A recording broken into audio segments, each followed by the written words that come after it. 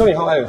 I'm excellent, thank you. It's really cool to have this opportunity to chat with you because I'm into your series, into your sporting career so long, so deep, and it's really cool to meet you in person. I appreciate it, you too. That's nice. And starting, of course, talking about your franchise and the remake of Tony Hawk's Pro Skater 3 and 4 is just about to release. And how does it feel to see another classic chapter of your game legacy making a comeback more than 20 years later? It's amazing. It's beyond any dream come true. I could have imagined that we would still be doing the games, that the technology has come so far that we can justify remaking number 3 and number 4 and actually adding new elements to it, new maps, new skaters, new tricks. I mean, I'm so excited, and it's been a long time coming. Yeah, definitely. So, but is there something you're really proud of speaking about the new remake? So are there, you mentioned new tricks or skaters, are there parts you said, okay, from my heart, this is really cool to have it in the new series? I would say the new skaters. Mm-hmm. The fact that we're representing skateboarding, skateboarding culture, the diversity, the inclusion. I think that our roster, our cast of characters represents skateboarding much better than it ever has. What is your part in bringing out a new remake of that? What's my role in that? Yeah, right, that's the question.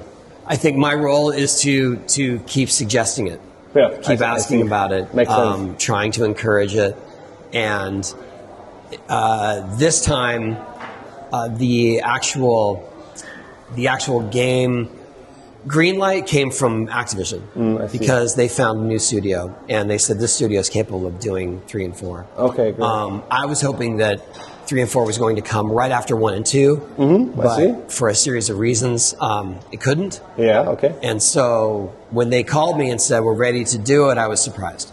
And what does it mean to you to see that impact still growing, especially with new audiences discovering skating through these remakes?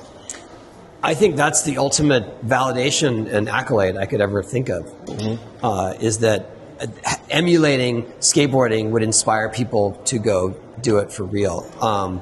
When we first set out for the game, I thought that maybe skateboarders would be inspired to buy game systems and play it, and to me that would be the biggest success. Yeah. And the opposite thing happened in that a whole gaming generation saw skateboarding maybe for the first time, and many of them were inspired to try it. I mean, skating is a hard or tough sport. You need to figure out how to do an ollie for, well, I don't know, I did it 1 year, I think. And then it makes a click, and then it's good. But new skaters have the same approach, playing game and grabbing the skateboard. That is cool. Yeah. I hope so. And like I said, I think that's what I'm most proud of, is that it represented skateboarding so well that it actually inspired people to try it for real.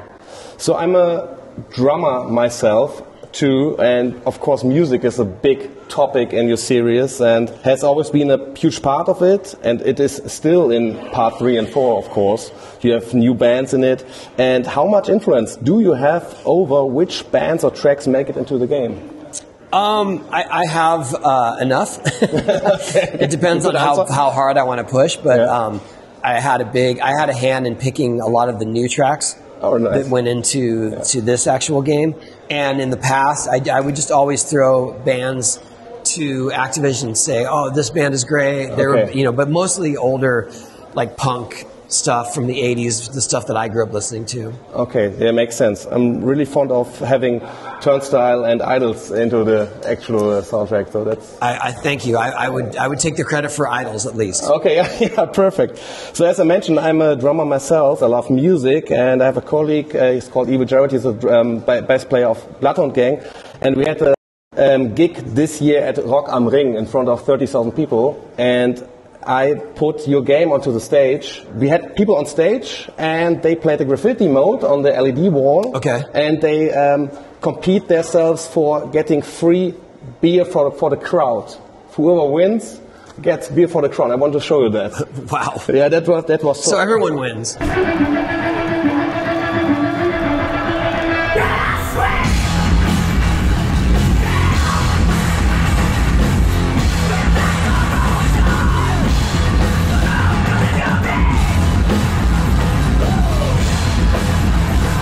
Yeah, if you see that, the question is, how does it feel to know that your game still plays such a fun and unexpected role in live music culture today? It's unbelievable. I mean, the idea that you could put this on stage and people understand it, know what it is really a dream come true. But also the fact that there are several bands that only play covers of our game soundtrack, that's unreal too. I mean, you know, in fact, I heard that there's one here in the UK called the 900, and they're going to play a THPS event next week. So we're doing that next week in Berlin as well. Playing, okay. Supporting your series in the skate hall in Berlin, and you, Jared, is there. I will play drums, and we're doing the same. So, well, thank you. Thanks for your support. No worries. You've helped bring skateboarding into mainstream culture through real tricks, TV, movies, and of course games. And looking back, so what had the bigger cultural impact: skate videos or Tony Hawk's Pro Skater? Yeah, I think it's a two-part question. I think that perhaps more people got into skateboarding through our video game series, but then those people learned the evolution and the techniques of skateboarding through skate videos. Okay. Next one is a little bit funny one, I would say. Which character would you pick if you weren't playing as yourself, of course? My son Riley. Oh, best answer. Because he's goofy-footed. Okay, makes sense.